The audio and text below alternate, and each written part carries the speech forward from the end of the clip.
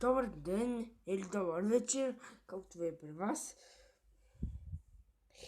Днеска ще гледаме SP 682.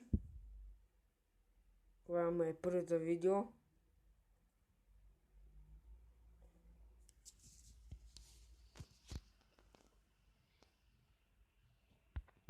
Аз не съм гледал. Може ще млаги на мен сега, защото вземам. I received a most curious missive in the post this morning.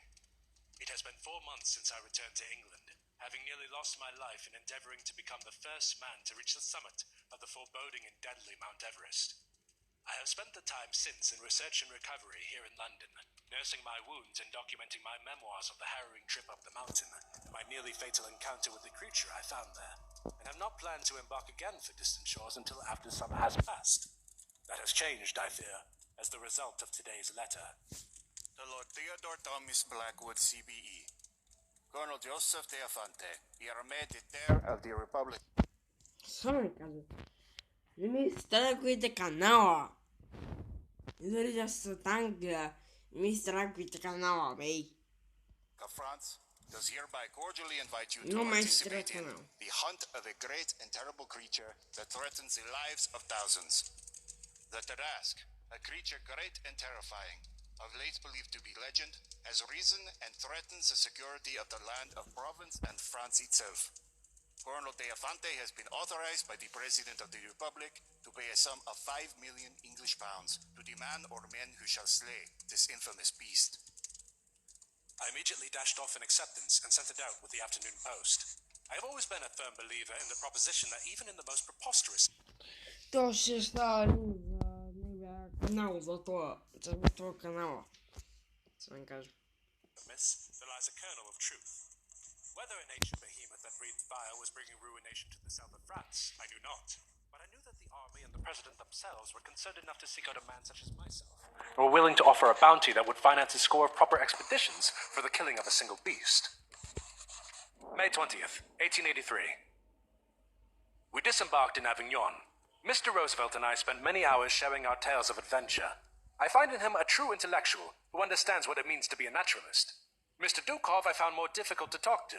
He is a private man who prefers the company of his books and his studies to that of his fellows. I did my best to avoid speaking to Mr. Harris during the trip. I intend during our expedition to be no less than a gentleman, but the man leaves a sour taste in my mouth. May 21st, 1883. Avignon itself looked like a city at war. Soldiers patrolling the streets, barricades at the edge of town. Not far outside the city, we reached the edge of the quarantine zone. Soldiers had been hard at work digging trenches, erecting fortifications. The young men keeping watch looked battle-scarred, as though they had seen indescribable horror. I asked on passing if any of them had yet seen the Tarask. Only a few, the scouts and lookouts, had seen it from a distance, I was told, for nobody who had engaged the beast at close range was still alive. We set up camp on the edge of the dead town. Mr. Harris returned by evening and informed us he had spotted the Tarask to the southwest, near the village of Bellegarde, in the act of destroying a farmhouse. Its route, he said, had not been difficult to trace, for a swath of barren lands seemed to lay a trail. Even the grass itself was not safe from the Tarask's wrath. Tomorrow we will follow the trail and engage the beast. May 22nd, 1883. Shortly after midday, we spotted the creature in the distance. It was stationary, seeming to nap in the afternoon sun. It was a massive thing, longer than a whale and taller than a giraffe, and it looked to outweigh either. Its scales glistened in the sun, and its teeth, massive and shining, were bad as it rested among the chaos it had wrought. Had it wings, I would have called it a dragon. With our weapons in tow, we stealthily approached the beast to a range of less than 30 meters. We drew straws, and it was agreed I would take the first shot at the abomination. Steadying my gun against the fence, I took careful aim for the sleeping Tarask's head. I held my breath, made my final adjustment, and fired. We watched with delight as the top of the Tarask's head was shorn clean off. The beast slumped to the ground, and I breathed a sigh of relief. Mr. Harris let out a cheer, and the dead beast came to life. Mr. Roosevelt and Mr. Harris barely had time to fire a round each at the beast before we were forced to scatter. We watched in horror as the wounds it took sealed themselves within seconds. We were able to elude the Goliath, and by nightfall we were among the soldiers at the barricade, our prides injured, but otherwise in good health. May 28th, 1883.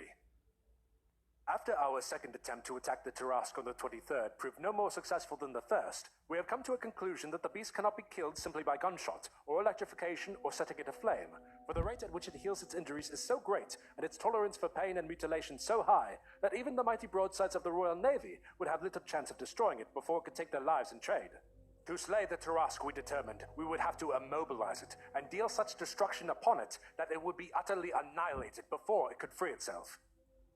We prepared our trap in the fields near Gravesend, a village between Tarascon and Avignon that the Tarrasque had yet to lay waste to. We had judged that the beast stood about 9 feet at the shoulder, 6 feet wide and 30 feet long. We dug a long trench in the field, wide and long enough to contain the beast, and deep enough to stop the beast climbing loose before the damage could be done. In the bottom of the pit, we mounted steel rods, sharpened to a fine point, by the hundreds, each tipped with the noxious poison I had acquired in the Orient. Mr. Roosevelt has agreed to act as bait. He will approach the Tarrasque on horseback and attack it with his elephant gun. Once it gives chase, he will lure it to the pit. Providence withstanding, nothing shall be left of the creature but ash and bone by sundown tomorrow. May 29th, 1883. Success! The plan went off without a hitch. It was afternoon before Mr. Roosevelt could coerce the Tarrasque into pursuing him, but surely enough, the reptilian behemoth fell into the pit, impaled upon the spikes. Messrs. Dukov, Harris, and I, lying in wait out of sight, joined Mr. Roosevelt at the pit's edge and unleashed the full fury of our armaments onto it. Our rifles and shotguns, the particle destabilizer, Mr. Dukov's electric rifle, and the pitch-blende gun. The monster let loose a screech from the pits of damnation itself, as bullets and explosives tore its flesh loose, bit by bit, and jellied kerosene burned slowly and stopped it regrowing. By the time the fires had died down, a charred skeleton was all that remained. We have separated the beast's massive skull, blackened and perforated, from what remains of the monster, and a handful of soldiers are hard at work, filling in the pit with earth. Tomorrow we shall bring the skull back to Avignon and collect our reward. May 30th, 1883. We were hailed as heroes by the army when we arrived in Avignon with our prize. In the morning light, the Tarrasque skull seemed whiter than it had the night before, and more charred flesh stuck to it than it had seemed when we dragged it from the pit, though surely it was little more than an illusion. The four of us posed for photographs, and Mr. Dukov asked to have his photograph taken with his head in between the massive jaws of our fallen prey.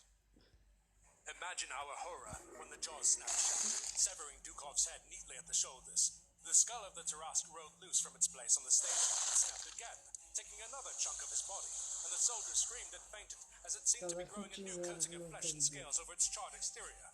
We watched, shocked, as the honor guards fired a volley at the skull. The chips it took off seemed to replace themselves instantly, and I was dumbfounded as sinew and muscles seemed to spread across the creature's bones and knit into shape. The jaw of the disembodied Tarrasque opened, and it shouted in French. The rest of the Tarrasque, covered in earth and grime, held together by a few lonely strands of muscle, lurched through the square with uncanny speed, trampling men in its path, ignoring gunshot and cannon fire as it made to rejoin its head. Mr. Roosevelt and I had no desire to see what happened next. We retreated into the vault as a blinding light filled the square, and a blistering wind, mightier than the hurricanes of the Caribbean, slammed the door shut and sealed us within. June 13th, 1883. Providence smiled upon us after all in the end. On the morning of the 1st, the vault door opened and I regarded a major of the army and a company of men searching for survivors. At least 10,000 were incinerated when Avignon was consumed by flame.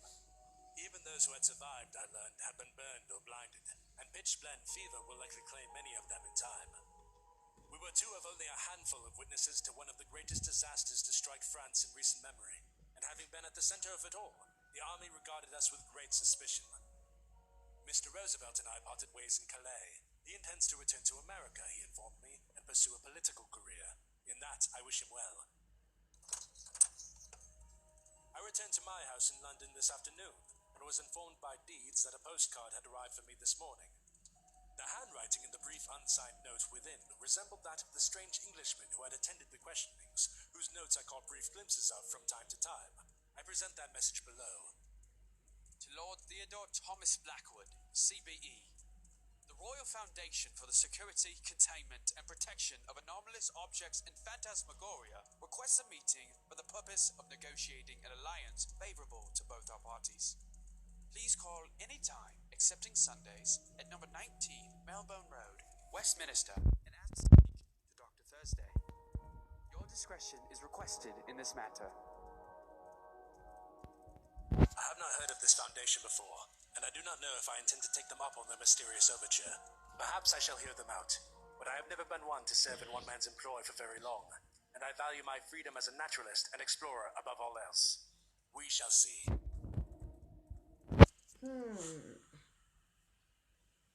Okay.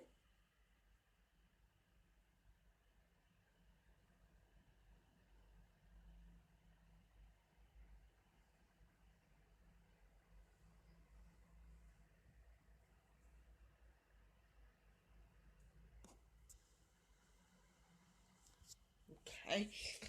Najpierw вилку. Najpierw вилку. Do tuka беше ми kolej.